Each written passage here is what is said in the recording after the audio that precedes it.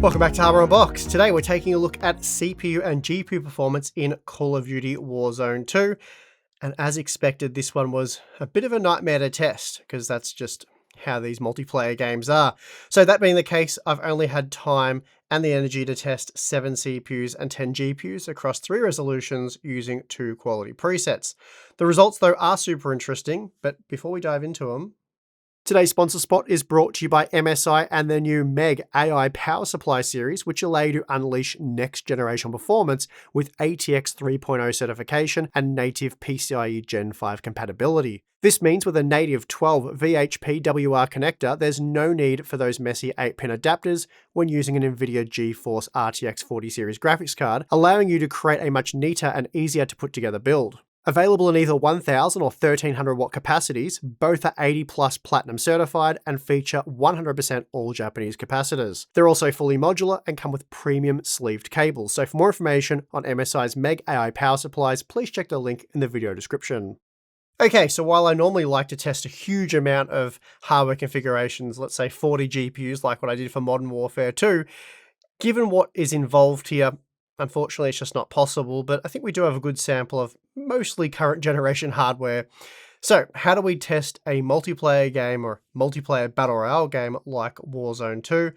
As I've said, it's never easy, especially if you want to test more than 1 or 2 hardware configurations, as gathering accurate data that you can compare across a wide range of hardware, it's a real mission. 1 or 2 configurations, as I said, no worries there, piece of cake, but more than that, and it starts to become very time consuming. This is because no 2 matches play out the same way, and with players dropping in different locations, system load can vary quite a bit. You also need to land in the same location every single time to carry out the benchmark pass, and ideally, you want to do this somewhere where you won't often end up being killed, so good luck with that. I also found that realistically, you can only execute a single pass per game. Not just because I was killed at the end of my test almost every single time, but because as the match progresses, the frame rate generally increases as there are fewer players. For example, with just 30 players left, I saw 1% lows increase by as much as 25%, though the average frame rate was boosted by a less noteworthy 6%, suggesting that there was a lot less CPU load late game. I was only able to test this a few times though, as it did require a late game circle at the location I was benchmarking. Speaking of which, I decided to conduct all of my testing in a central location, as this would allow me to land in the same spot with relative ease every single game, regardless of the flight path. And the landing zone I chose wasn't very hot, so this allowed me to land and begin my testing without any interruptions. The potential downside of benchmarking a quieter section of the map is that the performance can be a bit higher than what you'll typically see in the busier sections. And I did look into this, noticing that the performance was around 10% better for the benchmark pass. But there is really very little I can do about this, as you won't very often be able to complete a 20-second pass in a busy area, let alone a 60-second pass. What I did notice is that scaling's similar for the hardware configurations I checked, so the margins between the various CPU and GPUs tested should remain much the same. Now, what all of this means is testing the hardware configurations that I did took at least as long as all of the testing that was done for Modern Warfare 2 using the built-in benchmark, but in that example, I tested over 40 graphics cards. Now, for this Warzone 2 testing, a lot of time was wasted waiting for games to load. Well, first of all, waiting to get a game, then waiting for the game to load, and then eventually once I was in the game, I had to get to the section used for testing, and on numerous occasions I was killed while testing, invalidating the results, and I'd have to start all over again. Worse still, all of this data is based on a 3-run average, but as I was only able to do a single run per game, it would take me 3 games just to get a single data point. So I've queued for a shipload of solo games at this point, and played basically none of them, so that's been fun. Now for testing, I've covered the 1080p, 1440p and 4K resolutions using both the ultra and medium quality presets. We'll start with the CPU data, which was gathered using the RTX 4090, and I've only been able to test Zen 4 and Raptor Lake CPUs. AMD Zen 4 processors were tested with DDR5 6000 memory, and Intel's Raptor Lake processors with DDR5 6400, as those are the optimal kits I have for each platform right now, and they're similar in terms of pricing. Okay, let's take a look at the CPU data. Starting with the ultra quality preset at 1080p, we find that the Core i9 13900K is the fastest CPU tested, pushing the RTX 4090 to 242 FPS on average, with 177 FPS for the 1% lows. This made it just 2% faster than the 7950X when comparing the average frame rate, though it was 6% faster when comparing 1% lows. Then we see that from the 13600K to the 13900K, we're looking at a mere 7% difference in performance for the average frame rate, and a 9% difference for the 1% lows. So while the Core i9 was certainly faster, the margins aren't exactly huge. Then we see that the 7700X, 7900X, and 7950X all fell between the 13600K and 13900K. It was just the 7600X that was slower, trailing the 13600K here by a 4% margin, though 1% lows only dropped off by 2%. Still, all CPUs did allow the 4090 to render more than 200 FPS on average. Now, increasing the resolution of 1440p resulted in a hard GPU bottleneck of around 200 FPS, with similar 1% lows seen across the board. So even when armed with an RTX 4090, if you're for some reason playing Warzone 2 using the ultra quality settings, providing you have a fairly modern CPU, you will almost always be GPU limited. And that being the case, this is of course true for the 4K resolution as well, as here we run into a serious GPU bottleneck, limiting the average frame rate with the 4090 to 145 FPS and 1% lows of 77 to 79 FPS. For those of you looking to drive maximum frame rates and get that visual competitive advantage, the minimum preset works well, though I am sure tweaking a few of the settings will be optimal. Anyway, using the minimum preset, we again find that at 1080p, the 13900K is the performance king, pushing 252 FPS on average, making it 4% faster than the 7950X.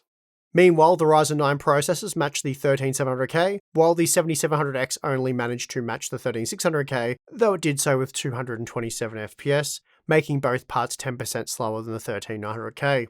The 7600X again disappoints here with 213 FPS, making it 6% slower than the 13600K and 15% slower than the 13900K. Now, increasing the resolution to 1440p had virtually no impact on the performance of AMD's Zen 4 processors, though we did see a hit to the 13700K and 13600K, along with the 1% lows of the 13900K. Still, the 13900K remains ahead of the 7950X by a 4% margin, though it was just a percent faster when comparing 1% lows. The 7900X and 13700K are now neck and neck, while the 7700X is slightly faster than the 13600K, and the 7600X is able to basically match the Core i5 processor. Then once again, at the 4K resolution, we are primarily GPU limited, even with the minimum quality settings. So if you're gaming at 4K, Zen 4 and Raptor Lake will deliver comparable levels of performance based on what we're seeing here with the RTX 4090.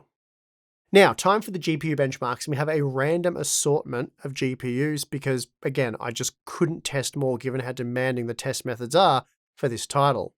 Using the ultra quality preset at 1080p, we unsurprisingly find the RTX 4090 at the top of our graph, beating the 4080 by a slim 12% margin due to the mostly CPU limited test conditions. The RTX 4080 was also just 12% faster than the 6950 XT as the Radeon GPU rendered 193 FPS, making it 13% faster than the 6800 XT.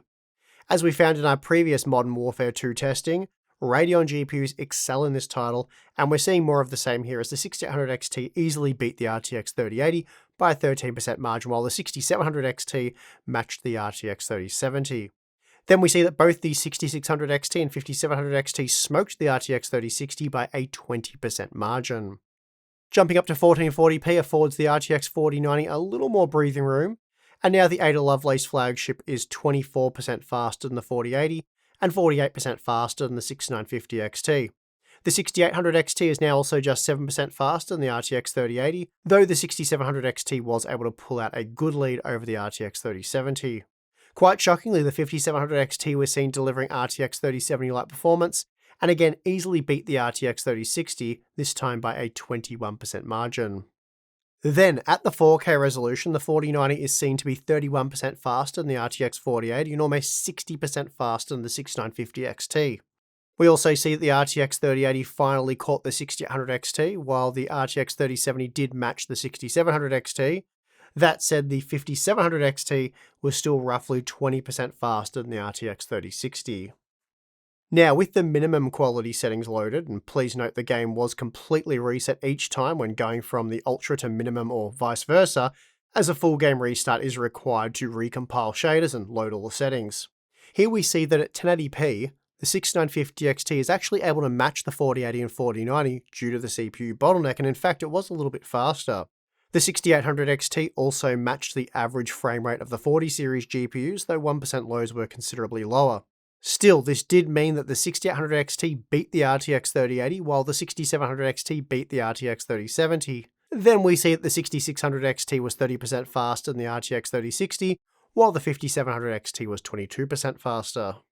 As you might expect, increasing the resolution to 1440p does help to reduce the CPU bottleneck, but even so, the 4090 was unable to beat the 4080, even with the Core i9-13900K. Meanwhile, the Radeon 6000 series had no issues beating the GeForce 3000 series, with the 6800 XT knocking off the RTX 3080 by a 13% margin. Finally, at the 4K resolution, we see that the RTX 4090 is 20% faster than the 4080, while the 6950 XT was just 12% slower than the 4080. The 6800 XT was 10% faster than the RTX 3080, and the 6700 XT matched the RTX 3070, and then we see that the 5700 XT once again embarrassed the RTX 3060 by more than a 20% margin, 24% in this example. After having spent so long testing Warzone 2, I really do wish I had a bit more to show for my efforts, but as I've said, that's just how it goes for these multiplayer titles.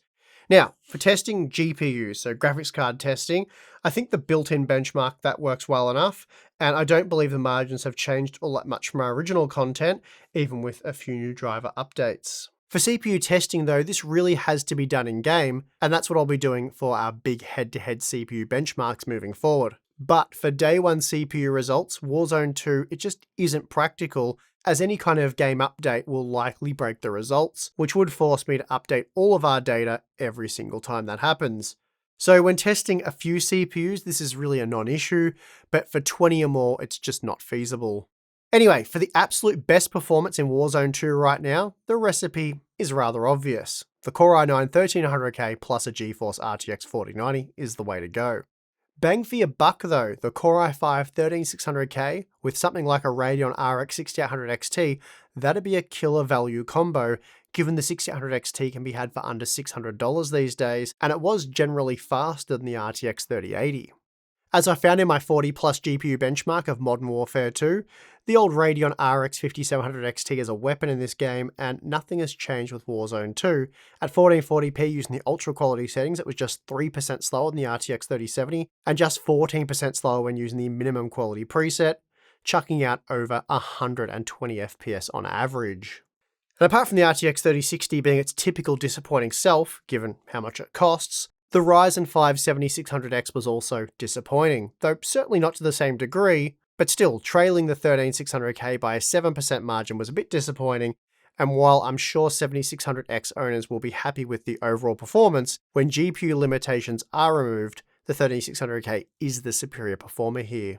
And that is going to do it for this one. If you did appreciate this video, please do give it a like. It was a tremendous amount of work, very tedious, and yeah, just very time consuming. Anyway, enough about that. If you'd like to become a Hardware Unboxed member, we do have Floatplane and Patreon. You can join up to either one of those and get some very cool perks in return. We do a live stream each month. Tim and I will be doing that shortly. We have Q&A stuff, Discord server, so you can ask questions there and whatever you'd like to do, but very cool hardware-related community there. And behind-the-scenes content. So a lot of cool stuff there if you're interested in checking out, as I said, Floatplane or Patreon. But that is really going to do it for this video. I'm your host, Steve. See you next time.